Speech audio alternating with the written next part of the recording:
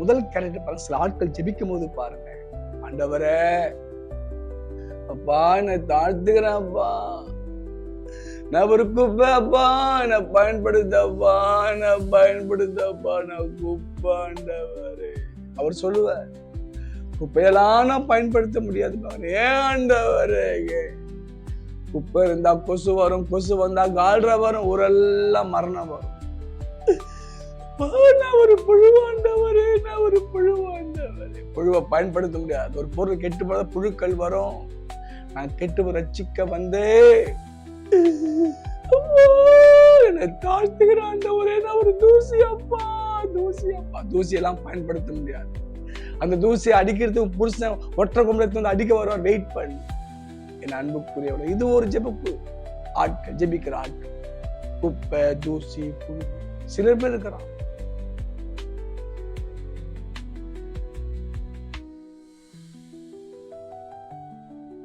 Joseph என்னடா செய்யற?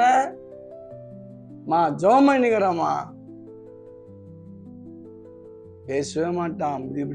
அப்படின்னுமா வாட்சை பார்ப்பான், செல்போன் நோண்டுவான், அமைதியா இருப்பான். இது புத்தாவி, அது பிச்சைக்காராவி, இது புத்தாவி. இன்னொரு குரூப்புக்கு, ஆண்டவரே என்ன எப்ப ஆண்டவர் செய்வேன், என்ன பண்றீங்க, என்ன பண்றீங்க? இத்தனை வருஷமா உபவாசம் பண்றேன், ஜெபம் பண்றேன், ஏன் பொண்ணுக்கு இவ்வளவு காலம் கல்யாணம் தடையா இருக்கு, ஏன் வீடு கட்ட முடியல? இது ரவுடி கும்பல். இது மூணும் ஒரு தாழ்மை குப்பை தூசி ஏமாத்துற பிசாசுடைய காரியம். அமைதியா இருக்கிறது புத்த ஆவியர், அது ஒரு ஸ்பிரிட், அமைதியா இருக்கும். இது ரவுடி தானம் பண்ற ஆவி. ஜபம் என்பது இயேசுதான் சொல்லி கொடுத்தாரு. மத்தேயு 6.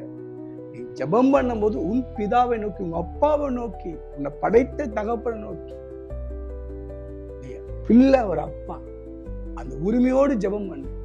நான் பாவி, நான் குப்பை தூசி, ஜபம்லாம் ஒரு நாளும் எடுப்படாது. என் அன்புக்குரியவர்களே, நீங்கள் யாரும் என்பதை அறிந்து ஜபம் பண்ணுங்க. ஜபத்துக்கு நிச்சயம் பதில் அளிப்பான் என்று இயேசு சொன்னார். என் பிதா எனக்கு எப்போதும் செவி கொடுக்கிறபடி, அதனால ஜபத்துக்கு நிச்சயம் செவி கொடுப்பாங்க. என்னுடைய பிள்ளைய இருக்கு அப்படின்னாலே நீங்கள் அந்த தன்மை விட்டு வெளியே வராதீங்க. நீங்க குப்பை இல்லை, புத்த ஆவி இல்லை, நீ ரவுடி இல்லை, குளிர் குமாரனுடைய ஆவி. அந்த ஆவிக்கு பிதா செவி கொடுப்பார். God bless you.